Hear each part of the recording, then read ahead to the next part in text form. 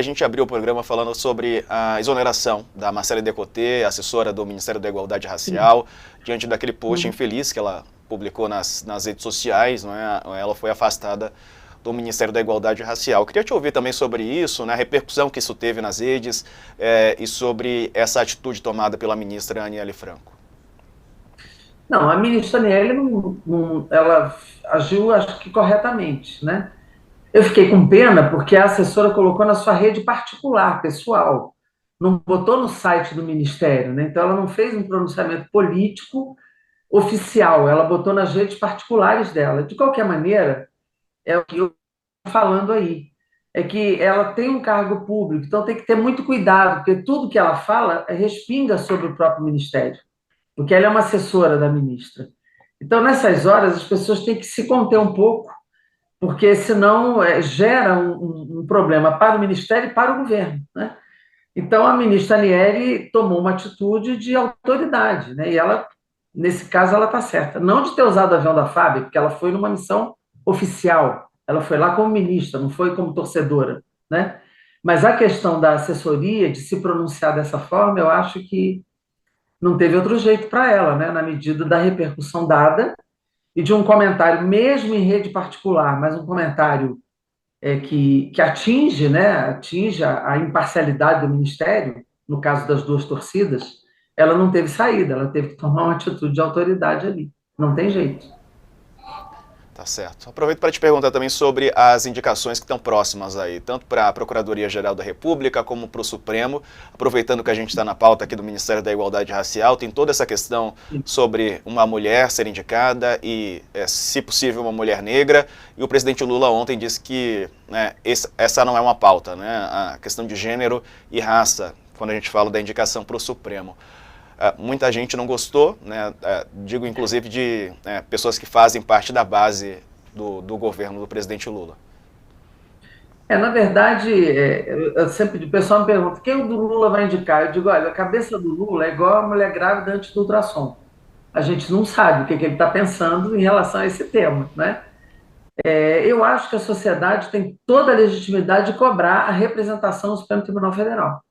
Toda a legitimidade de cobrar a representatividade de mulheres e de mulheres feministas, porque, de fato, o Supremo hoje só tem pessoas brancas, e isso, no Brasil, que é um país de maioria negra, de fato, destoa, né, da representação da sociedade brasileira. O presidente Lula, eu acho que ele não fez isso ontem como agressão a essa demanda. O que ele tenta dizer, eu acho, é pelos traumas que ele já teve no Supremo, né?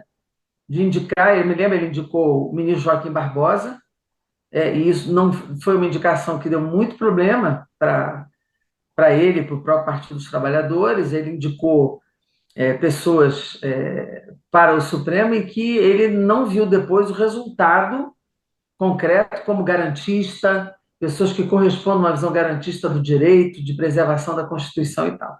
Então, eu acho que ele deve estar modulando essas duas demandas, né? A demanda de colocar um garantista, uma pessoa que ele confie de estar no Supremo Tribunal Federal, que é a Suprema Corte do Brasil, e a demanda da sociedade de ter uma mulher negra no Supremo, que é absolutamente justa a reivindicação, e seria, o ideal é que essas duas coisas se juntassem, né? Que ele tivesse a indicação de uma mulher negra que ele conheça, que ele confie, que ele possa indicar. E aí seguiria as duas fecharia, né, vamos dizer assim, esse momento. Então, eu torço para que essas duas coisas se juntem, né, que tenha uma mulher negra que ele confie, que ele acredite e que ele possa indicar para poder dar maior representatividade, vamos dizer assim, étnico, racial e de gênero ao Supremo Tribunal Federal. Tá certo. Deputada Jandira Fegali, obrigado pela entrevista aqui para a gente hoje. Um abraço, viu? Bom trabalho para a senhora. Eu gostaria apenas, se possível, de falar uma questão que eu abri hoje a CPI falando, que foi sobre as ameaças que eu venho sofrendo pelo meu trabalho na CPMI, né? A última sessão teve um grande embate com o deputado Nicolas, que fez muitas agressões a mim, e eu disse a ele que ia meter um processo na cara dele, e ele divulgou apenas a parte que eu falo na sua cara, né? Mas era um processo.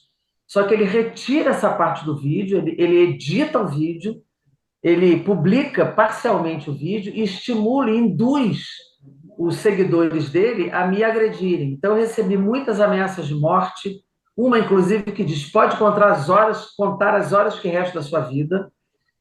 Várias ameaças de morte, de agressão, inclusive mensagens absolutamente vinculadas. Sempre que se agride uma mulher, se agride pela estética.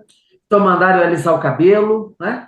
Então, são denúncias graves que eu estou fazendo, e hoje eu disse na CPI que entrei com a notícia crime na Polícia Federal, né? E nós protocolamos a notícia crime, para que não só os indutores, mas os próprios autores das mensagens sejam responsabilizados e os autores totalmente identificados, alguns nós já identificamos, e que sejam responsabilizados por isso.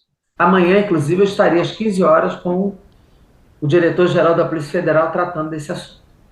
Tá certo. Espaço aberto aqui para a senhora. A gente quer acompanhar de perto, é claro, denunciar, se assim for preciso. Espero que isso cesse, né, e que essas pessoas sejam responsabilizadas. Obrigado, deputada. Boa noite. Cara de bolsonarista, agredir e ameaçar de morte. Obrigada a vocês, viu, pela entrevista e pelo espaço. Obrigado. Boa noite. Boa noite, deputado.